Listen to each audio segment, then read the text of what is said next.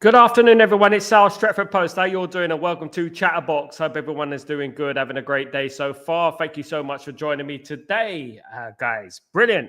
Yes, look, it's almost the end of the international break, and we are now talking about, we're gearing towards Manchester United against Nottingham Forest on Tuesday. It is a long wait, of course, not being in the champion in the FA Cup anymore. We got to wait a little bit longer, haven't we? I mean, Saturday would have been our game against Crystal Palace, but it is what it is. Can't say anything more. At the end of the day, we have to just deal with it. And we play on Tuesday, the 1st of April, April Fool's Day. Hopefully no fools in regards to Manchester United. I actually think we're going to get a result. I know it. I know we look at the table and you see Nottingham Forest all the way up there and you see us all the way down there. I actually think that we're going to get a result. I really do think that at the end of the day. Guys, please don't forget to smash a like on the video and subscribe to the channel if you're new. Big up, Stephanie. Thank you so much for joining me. Yes, we're going to get straight into that. Yeah, that'll be an interesting one, wouldn't it, at the end of the day? Yes. Lookman. Lookman is a player. Ademola Lookman is a player that Man United have been looking at. Obviously, guys, there's a player that Man United have been looking at over the last, I say, 2 years. He did play in the Premier League with Everton, and he didn't really perform at that. I mean, for whatever reason it is a difficult club to go to, Everton, isn't it? Even if you're a very talented player, unless your name's Wayne Rooney, I mean, you go to Everton, you don't really. It's very hard to shine, really. And he left Everton, but he has made a career for himself at Atalanta. And, Atalanta, I'm very impressed with Atalanta. Atalanta seem to bring through certain players that that are either deemed finished or they are completely unknown, and they make them into world beaters. Now, something needs to happen with Atalanta. Someone needs to look at their scouting department, because their scouting department seems pretty good. Do you know what I mean? When I look at it, and I would say that, Ademola Lookman has come on leaps and bounds over the last few years. And I think he's one of the most sought after players in Europe, really is. And it would be a good signing for Manchester United. Of course, he does have, I believe it is 60 million euros release clause, of course, guys, which is a lot of money for Manchester United. And given as well, he is 27 years old. He's no kid anymore. And as we heard, that Ineos are looking for 26 and below. And if we're going to pay 50 to 60 million on Ademola Lookman, you know what? It would surprise me. It would surprise me. I mean, as I said in the thumbnail, is it worth a look? Question mark. Is it worth a look? It does seem like we are interested in Lookman, and it does seem like we're interested in a couple of other players as well. But Lookman does seem high on our radar in regards to players that we want to bring in the summer. Now, look, there's two players from Atalanta that, what I would like. Obviously, there is Lookman, and there is also Ederson. That is another player that I would like. I like Ederson. I think he's a fantastic player, in my opinion. Those are two players that I would really like at Manchester United. But, it's just the money side of things. Now, we're looking at that and we're thinking, should we pay that much money for a player like Lookman when we got a player like Ahmad? What do you think, guys? We got Ahmad up there. Would you buy Lookman if we got Ahmad, we got Garnacho and stuff like that? What would you do? Big up, Stephanie. Big up, Triple M. Good afternoon, everyone. Good afternoon, Triple M. Hope you're doing well. Good to see you, mate. United won't lose via Forest. AJ win or scored at worst. I got a feeling, Stephanie. I just got a feeling we're not going to lose the game. I might be wrong.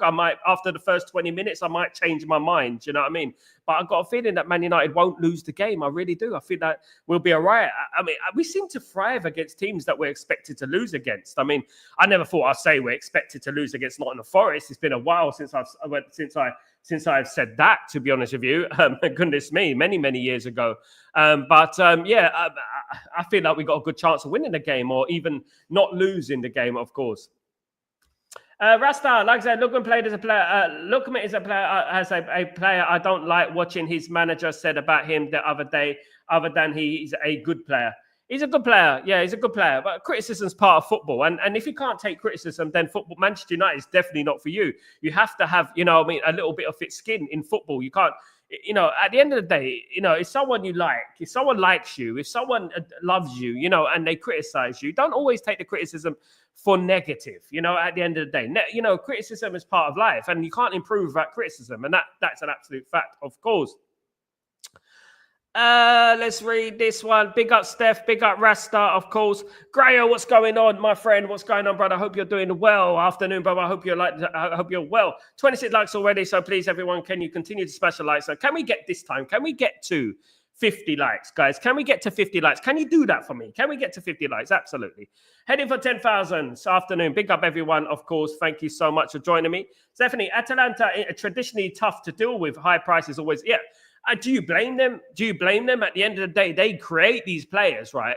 They create these players. They get these players out of nowhere. Like for Darun, for example, that player, no one would have thought about this player. And then they build them into being this world beater, you know, and you know, a lot of work goes into that. And I want to know how they are doing it, because you know what? They are excellent at it. They're not a rich club. They're not a rich club. Atalanta have been a normal Italian team for the last 20 for the history. They haven't been the AC Milans, the Juventuses or Inter Milans of this world. They've been Atalanta, you know, down in Serie B, down in Serie C, up in Serie A, down in Serie B. They've been like that, to be honest with you. So it is very interesting how they are managing to get players out of nowhere and just making them world beaters and making money from them. But also, what it does teach us is that, you know what, we value our players. We severely undervalue our players. Certain players at Man United are undervalued. For example, people were talking about Garnacho for 50 million. If Garnacho was playing for Atalanta, he'd be well over 80, wouldn't he? And this is what I'm talking about. You know, we need to start, you know, valuing our players realistically, of course, guys. Absolutely. Big up, Danny B. What's going on, my friend? Hope you're doing well. Good to see you, mate. Hope you're good, of course. Good. Big up everyone in the house, of course, guys. Thank you so much for joining me. What's the deal with Dibbling? Now, look, guys, Tyler Dibbling. As I've said many times, right? English players, English tax, of course, they're already slapping a Southampton in there. They're already slapping a 100 million price tag on Tyler Dibbling. There you go, guys. Yeah, we're happy to sell Garnacho for 50 million. Garnacho's more proven. Garnacho's more probably is a better player right now. You know what I mean, we severely underrate our players, don't we? At the end of the day, it does make me laugh, to be honest with you. But Tyler Dibbling, 100 million. Nah, no, thank you. Move on. You know, there are players around the world, you know, who we could possibly get for a lot cheaper than that. A lot cheaper than that, to be honest with you. And, you know, 100 million for a player that, you know, hasn't really, you know, helped Southampton. Oh, is it Southampton? Has he actually helped Southampton this season? Has he actually stopped them from getting relegated? You know what I mean? I don't know, man. Absolutely. United give players away. Absolutely, Stephanie. And, you know, and people are shouting at me. He's like, oh, yeah, you know, Garnacho's not worth 80 million. You know, Mainu's not worth 80 million. I don't know. Guys, I'm going to write a little poll for you. On YouTube. Let me just have a look at this. I'm going to write a little poll for you because I feel like this is important because it's a question, right? And I don't want you to take it offensively. But it is a question that needs to be asked, to be honest with you.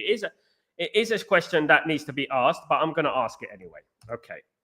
Right. Let's do this. Okay. I'm going to do this. Guys. I'm going to put my neck on the line and I'm going to do this. Okay. So the question is, I'm going to write a poll. Would you rather keep Mainu or Garnacho?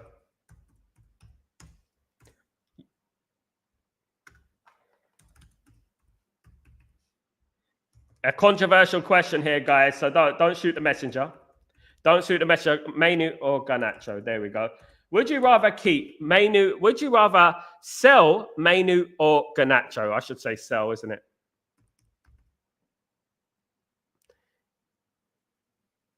There we go. That is the one, guys. That is the one. Big up. LT, what's going on, my friend? I'll be doing well. Big up, Sal. Personally, I would take Trincao for Sporting instead because he'll fit the system, and secondly, he's experienced, younger, and he's cheaper.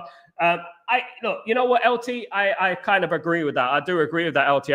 It's rarely I don't agree with you, but I agree with that. I absolutely do because, you know, we need to be careful about the money that we're spending on certain players that are not proven. You know, we need to give ourselves room for error as well. Do you know what I mean? Because if we go out and spend 60, 70 billion on one player, it's going to really limit our maneuver room in regards to signing other players. I mean, Man United need a lot of players at the moment. Look, you know what? We're losing Evans and we're losing Lindelof, right?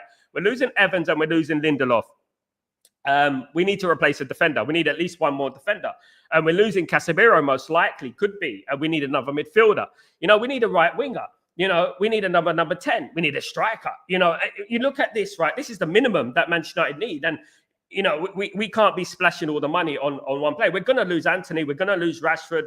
You know, we're going to lose Malacia and these type of players. I mean, I don't think Malacia would be much of a miss. He never plays anyway. But there are players that we're gonna lose, and we need to replace these players. Absolutely, of course. Danny B, anything over 35 is too much for Dibbling. Walk on. I mean, Danny B, look, our 35 million. You know what? I remember the days when we used to pay players like 35 million for Wayne Rooney. Do you know what I mean? And players like that, for goodness sake. Look at the talent pool that's coming through now. You know, Tyler Dibbling, and I mean, goodness me, you know what? He can dribble a little bit. You know what I mean? He's incredible, isn't it? When you think about it. Look, he's got potential to be a good player. But I would even say, Danny B, you know, if you got players like Patrick Dorgu, right, who played for a similar team like Lecce, right, and we're signing him for 25 million. You know what I mean? It just doesn't make sense to me that we're going to splash out on a player like Tyler Dibbling. And this is the problem with the English tax. I would rather take that money, go to South America, and find the next best thing. Find the next big thing. Like earlier, I was talking about Nico Paz, those type of players, you know. I was talking about Nico Paz. I was talking about Loran from Brazil as well, the young kid from there, highly rated, coming through. You know, why don't we do that at the end of the day? I see what I want to see what the ownership is going to do in the summer transfer window on them. Absolutely, the eyes are on Glazers, the eyes are on the Ineos, of course, and we have to wait and see what happens. You know, it is very interesting. I'm both excited and apprehensive. I'm a little bit anxious in regards to the transfer window because you know what, the fraud watch team, the fraud watch brigade, we're on them, guys. We're on them. We are watching them like a hawk. I feel like an employee who's got someone on probation. Do you know what I mean? That's what I feel like at the moment. And I feel like, you know what, they need to prove themselves in the summer. They do. They have to. I mean, I would argue that they had a good summer this summer, but you're only as good as your last summer. You know, the next summer, should I say? You're only as good as the next summer. The next summer, you know what I mean? Man United do need to, you know, build this squad and back Ruben Amorim. That's what they need to do. And we got a lot of players that we need to find. You know what I mean? At the end of the day, big up. Sal, you told us Ineos got money. Ineos do have money, mate. Yes, but we're not going to be spending 70 million on Lookman. That's the thing. At the end of the day, we're not going to be spending 70 million. Just because we've got money doesn't mean we're going to go out and buy 70, 80 million on Lookman. Man United will spend 200 million in the summer. This is what I said.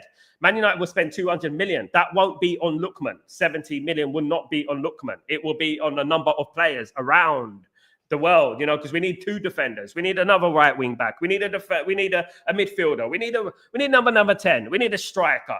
Is that going to be done? Not even 200 million will cover that. Stephanie, I can see Tyler going to Liverpool, especially if Salah leaves. Traditionally, Saints are their feeder club. That's true. Henderson, of course. Lallana, of course, went to Liverpool. Of course, like Mane went to Liverpool as well. You remember when Mane was available when we had Louis van Gaal. Louis van Gaal wanted Mane. You remember that? Louis van Gaal wanted Mane, and we didn't go for him. It's a mistake again. Another mistake of a conveyor belt of mistakes, of course. Keep Garnacho. There you go. 100%. Garnacho is winning. And I keep Garnacho 100%. Big up you, Darren. Keep Garnacho 100%. Everyone is in Garnacho camp. Of course, guys. Good to hear. Good to hear, of course. What we have to say. No, I would keep both. Hypothetically speaking, Rasta, you can play along. It's a little bit of fun.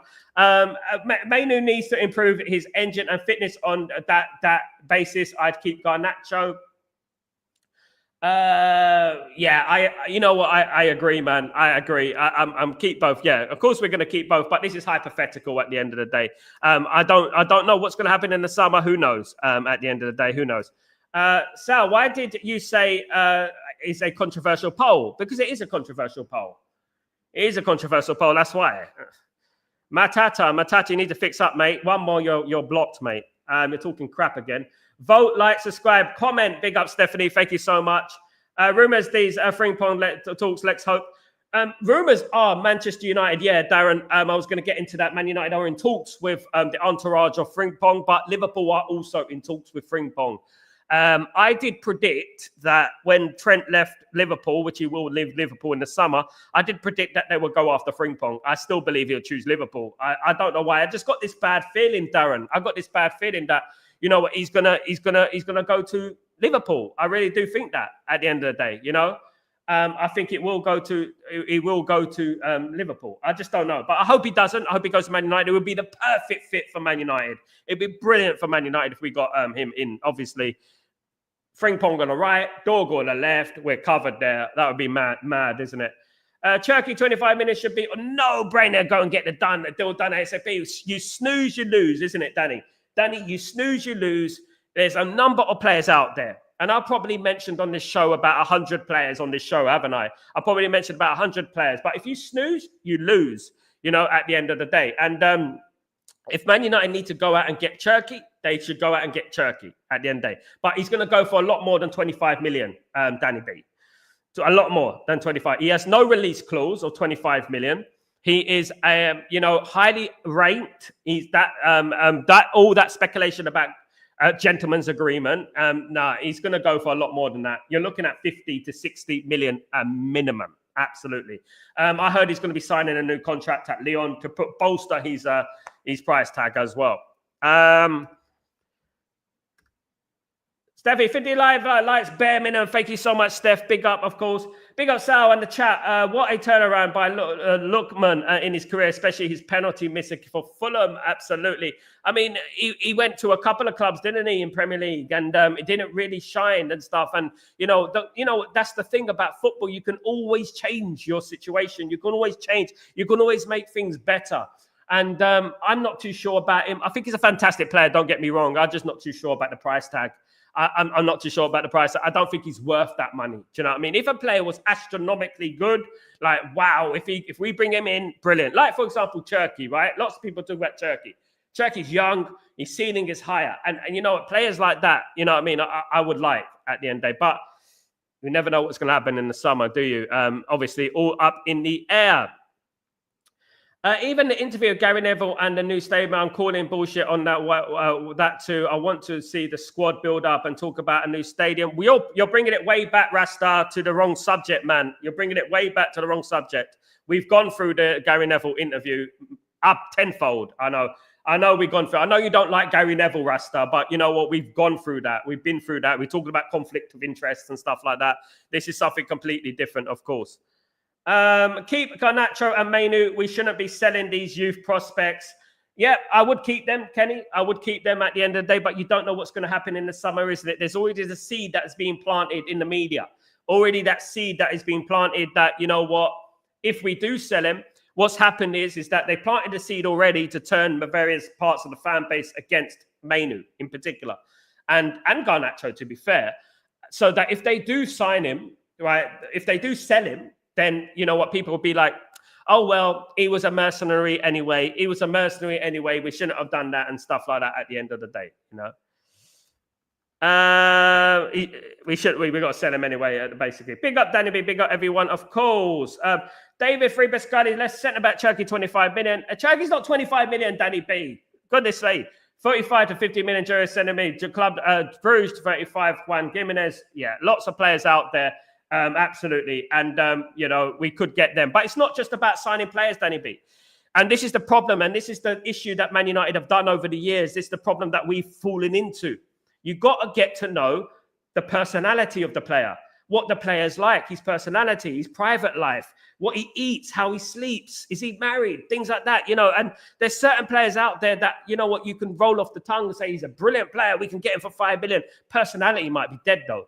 You know what I mean? And personality might be dead. So we got to look at that. We got to think smart now and not just sign players based on he's a decent talent. You know what I mean? At the end of the day, that is what I would say. It's easy said than done. If Carlsberg made football, that would be perfect, wouldn't it? At the end of the day, Turkey's going to go for 50 plus. Definitely. He's not going to go for 25 million. Absolutely not. Especially when Lookman's going for 60 and you know what? It's madness. Let me just write this tweet.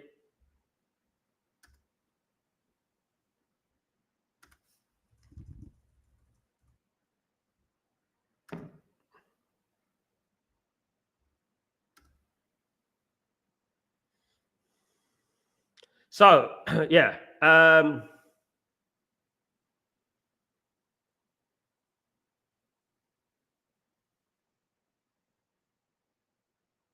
There we go.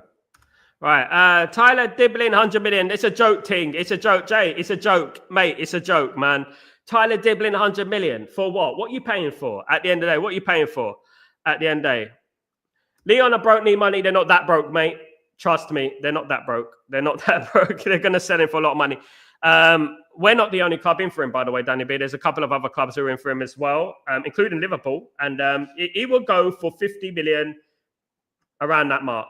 Trust me, Danny B. You can copy this, clip this, whatever you want. He will go for about 50 million.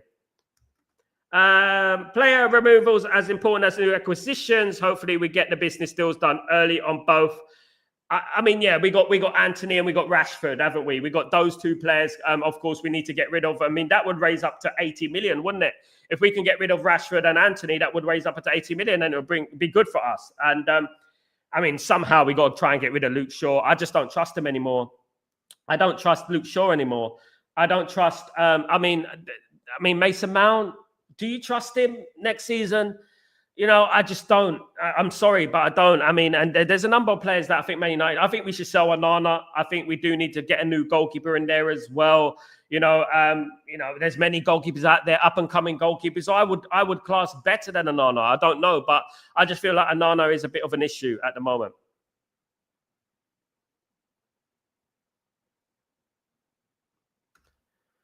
Sal, for a minute, let's keep aside the football aspect. Who between Garnacho and Mainu would be more greedy for bigger wages? I don't know.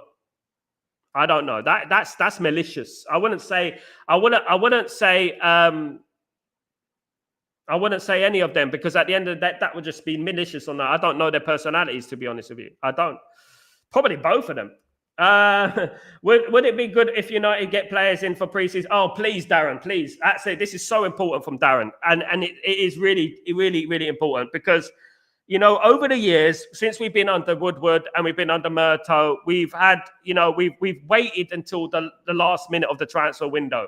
Now, even this season, you know, when we were trying to sign Ugarte and players like that, yeah, Yoro.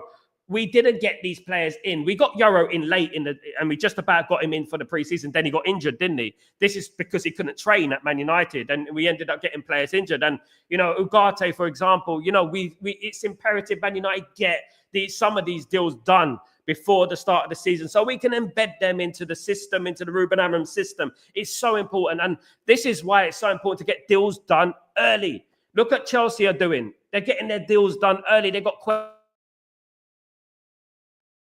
They got the other player in early as well. Do you know what I mean? Look what they do. You know what I mean? And Man United need to move swiftly. Absolutely good point, Darren. Absolutely. Big up, Steph. Big up, Danny B. Big up. Sal, was a great preseason, a catalyst for success. Yes, but although, look, it was very rare that Manchester United signed players late. Famously, Man United signed Dwight York after the first game of the season. Everton played Aston Villa. Dwight York played in that game. It was 0-0 between Everton and Aston Villa. During the week, Dwight York signed for Man United. But notoriously, Man United signed under Alex Ferguson used to get their deals done early. But the one thing I would say is that is a different era. And, we already had a team there, a structure there that was there and everyone can feed into. So what we used to do is just take out one player, bring in another player like that, like a little chessboard like this, and just play that. And it used to be like that. So basically you would take out the likes of, let me get this right. Like, for example, you'll take out a Dwight York. You know what I mean? For example, who would fit the mold of Dwight York? You know what I mean? Who's good like a Dwight? Teddy Sheringham's like a Dwight York, isn't he? Oh, Berbatov's like a Dwight York. And players like that who fit the system perfectly. You know what I mean? So even if we brought him in late, we still got players who fit the system even till the end, of course. Wayne Rooney, another one, of course. Big up Danny B. Danny B, you're always on ball, bruv. You're always on the ball. Team players, proper professionals, not celebrity wannabe, Sal. Team player, absolutely. That's what we want. Personality, mate. Personality. That's what we want. That's all we want, of course. Spot on, Darren. Big up, Darren, of course. Sal, is the upcoming transfer window the most important in the one of the most important in the club's history? Yes, I would say that Alex Ferguson's transfer window, which led to the first Premier League title way back when, was one of the most important, transfer windows. Alex Ferguson, when he first come to Man United, he had to do a lot of work. He had to get rid of a lot of players. He also had to bring in some players, and it was important. It was very important that he got it right because we didn't have much room to maneuver, of course. So he got it right, of course. Genius. Sal, in my honest opinion, and looking at Garmano and Garno, I'm just looking to the future and who would be working class. Yes, Garnacho has faults, but his potential immense. Garnacho has not performed at all. And look, guys, this is no offense on Kobe Mainoo. Kobe Mainoo played a lot of football in his first season under Eric Ten Hag, and he also played in the European Championships for England, right? And what I would say is that when he started this season, he wasn't good, right? You could argue that nobody was good, right? But, when we're hearing these rumors, not for the first time, about contracts and things like that, it's a little bit like, come on, man. Go out there, achieve something, win something. Do you know what I mean? And and then start talking about money and transfers and stuff like that. At the end of the day, guy, that's what I would do. And I think it's silly. You know what I mean? And we probably keep both of them, but I wouldn't be surprised if Ineos get rid of one. I just wouldn't because I do think they're planting the seed right now. And I'm also a firm believer of no smoke without fire. And I think that they are really desperate to sell one of those players because one of those players, selling one of those players will equal full profit, of course, full profit it would at the end of the day, guys. So it is an interesting one. It is an interesting one, of course, guys. Absolutely. Okay. So I want to talk briefly about this, guys, in regards speaking about Garnacho. I want to bring this into the show. We all remember Manchester United legend Paul Parker, right? Well, some of us do, some of us won't. Paul Parker played as a right back for Manchester United in the early years of Alex Ferguson, in particular the early 90s. I remember him and stuff like that. But Paul Parker has been speaking about Garnacho. And this is what Paul Parker had to say. I'm going to bring this into the show. This is what Paul Parker had to say, basically. So let me bring this in. Paul Parker on Alejandro Garnacho's, apparently from Spill Experten. I like him. When he came through and he had that Argentinian fire in his belly, which he has lost completely. I don't know about that. He has let himself and his family down. He has let the club down because he has not taken advantage of the talent he was supposed to have. Guys, I want to look at this. I want you to look at this subjectively. I don't want to look at it in a negative way, but I want you to look at it in a kind of like a positive way. I don't want to look at it in a negative way. I want you to think about this. What he's saying.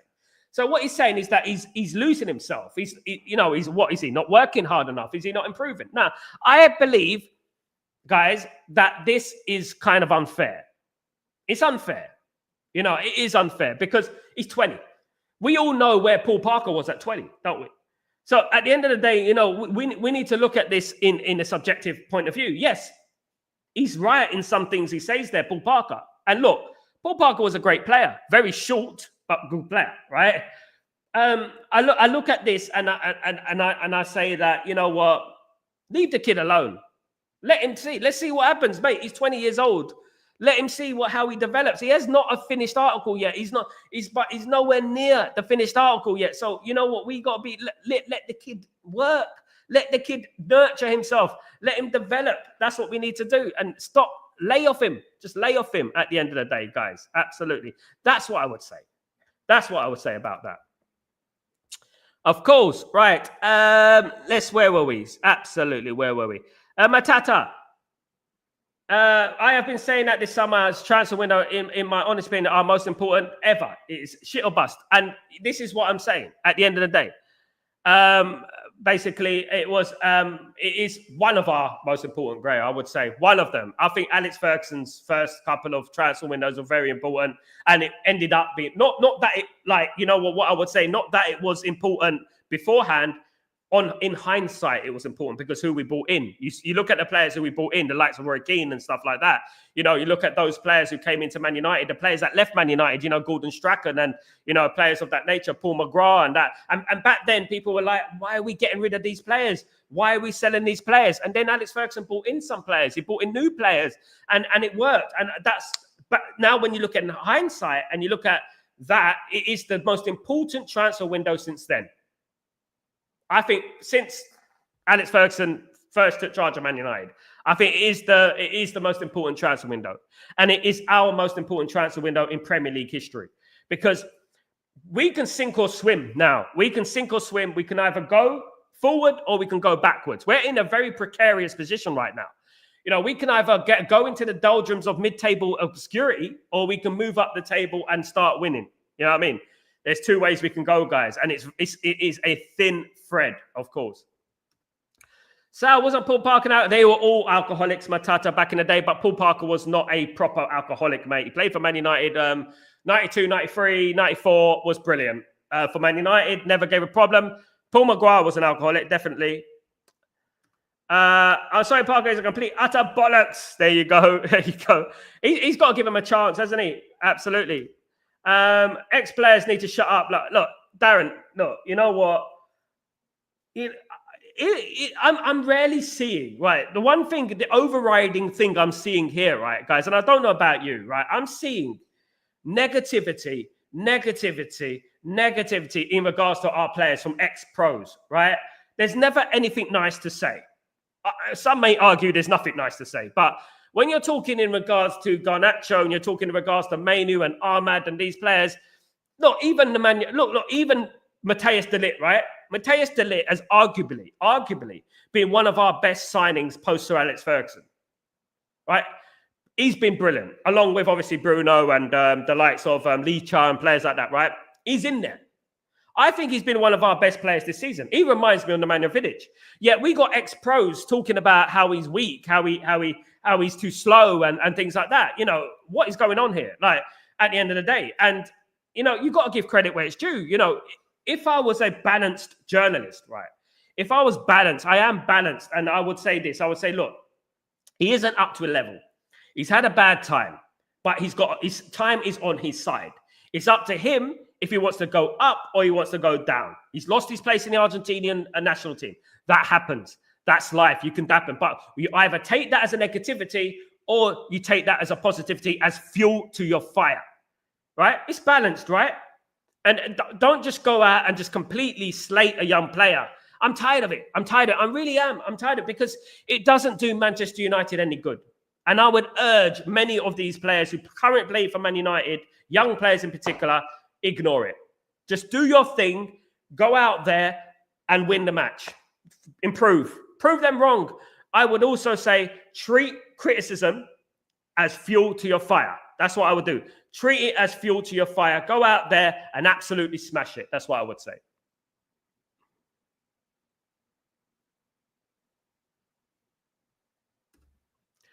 Great. The summer transfer window will come and go, and then we will talk about January. Absolutely. I've been talking about that. Big up, Acid. What's going on? Big up, my friend. Hope you're doing well. Good to see you, of course. Good to see you, of course. Absolutely good. But I would say this, guys. Right? Not everything is absolute. What I would say is that, criticism is part of the game. I understand that. I really do. But you've got to have criticism in a balanced way. You can't just completely slate someone and call him his family. He's let his family down. He's not the same player anymore. He's a bit vicious, in my opinion. It was a bit crazy. SLD, what's going on, you legend? Thank you so much, SLD. Big up. Don't forget to smash a like on the video, guys. Absolute legends. Thank you, of course. So, but the footballing world has completely changed since Alex Ferguson. If managers and players don't perform now, they are gone. I wish we were back in the Fergie day. Yeah, at the end of the day, it is. But we all remember that Ferguson was one game from the sack, and obviously, famously, Robbins got the goal, didn't he, and saved him. Of course, managers don't get this time anymore. And I just feel like football has become a reactionary sort of sport that, 1 minute you're the best thing since sliced bread. The next minute you're the worst thing since bloody God knows what. I was going to say something very bad there, but yeah, and that's the problem with today. It's an impatient society these days that, you know what, want to jump on people too early. Unfortunately, it's a Gen Z thing. Unfortunately, that people just want to jump on people early and they lack the patience and perseverance. Of course, we are incredibly lucky with Alex Ferguson because Alex Ferguson became the greatest manager of all time. You know, I look at Amorim and I see a lot of good traits. I see a great manager. I really do, Grail. I see a great manager. And I think we need to be patient. We need to just be calm, you know, and just be patient, right? It will work. It will work. I'm putting my head on the block. It will work at the end of the day. And I feel that we just need to be a little bit more patient in regards to that. Absolutely. Sal, why aren't these ex-players criticizing Mainu? I don't know, Matata. I don't know. Is it because he's British? Why only Garnacho is only... Yeah, look, at the end of the day, look, Matata, we all know that media is sinister. And we know that where these sinister things come from. Do you know what I mean? At the end of the day, Mainu is an England international, a British player, and that is probably why. And I'm not going to sugarcoat that. You know what I mean? At the end of the day, that is probably why he doesn't. Garnacho gets more scrutiny than Mainu. And I would look at Garnacho and I say, well, Garnacho is always available for Manchester United. He's always there. He's always available. He's always giving 100%. Regardless what you think of him, he's always giving 100% at the end of the day. Asif, Sal, Bruno turned his season to maybe a player of the season since Keane demolished him. I hope Garnacho turns up. Well, look. As I said, Asif, and I said it back then, you know, sometimes you need a little bit of a slap on the face. I tell you right, guys, I'll be honest with you. Sometimes you need a kick up the backside. You do. A lot of people need it. Bruno got a kick up the backside and he's starting to perform, no coincidence. Brilliant for us. Garnacho needs to do the same, just like you said, Asif. Take criticism and use it as fuel to your fire and go out there and win and improve. Bruno did it. Now, Bruno, look, the best way to answer critics is to shut them up. That's it. But thank you, Roy Keane, because at the end of the day, since he done that, look, you know what? I was at the Stade Deli Alpi when Roy Keane scored that goal and contributed to Man United getting into the Champions League final. I know what a great player Roy Keane is. And if Roy Keane is talking to me about I need to improve, I wouldn't take it as an offense, or I would take it as motivation. Because sometimes, well, it is. People only criticize you when they believe in you as well. But I'm looking at that Paul Parker interview and I'm looking at that looks a little bit malicious to me, right? He's singling out Garnacho, right? Which is wrong, right? There are players like Luke Shaw, Mason Mount, Kobe Mainu, even Ahmad to an extent that have not played enough football, are continuously injured, you know, and that obviously Garnacho is the only one up on that front line, along with Bruno and Xerxes, who is continuously fit for Manchester United. Otherwise, we got nobody, have we? At the end of the day, definitely. Thanks, Gray. I learned so much, Shao, and you guys are legends. Thank you so much, Asif. You are a legend as well, my bro. Big up. A bit surprised people would sell Garnacho. I mean, Maino is good, but he's still a lot to prove. Garnacho performs every game. And this is exactly what I'm saying, Tybo. Exactly. Big up, Tybo, by the way. This is exactly the point I'm making. Exactly the point I'm making is that the best form of ability is availability. That is what it is. That is the best form of ability. It's availability, what I would say, guys. Now, I learned yesterday that there was a few polls that were going up in regards to tiers of football and stuff like that. Who is top tier? Who is bottom tier? Who is lower tier? My response to that, as there's so many great content creators out there who were not mentioned, of course, and only my response to that is that some people need to look at the only tier they need to look at is this. This is the only tier that these guys need to look at. Well, that guy needs to look at before he starts making tiers about football. He needs to look at that and study that. And that is the only tier and numbers he should be interested in, guys. Thank you very much, guys. Absolutely great to have you on board. Thank you, everyone. I'm going to be off, but guys, you guys absolute legends. Please don't forget to subscribe to the channel if you're new, and please don't forget to smash a like on the video. It'd be absolutely fantastic if you guys can do that for me. Thank you for joining me today. This is Chatterbox. I'm Sal Warner, and this is Stretford Post 2, by the way. Take it easy, guys. Have a great day, great evening, great night, wherever you are in the world. Much love to you. I'll see you tomorrow for Breaking Dawn. Take it easy. Peace.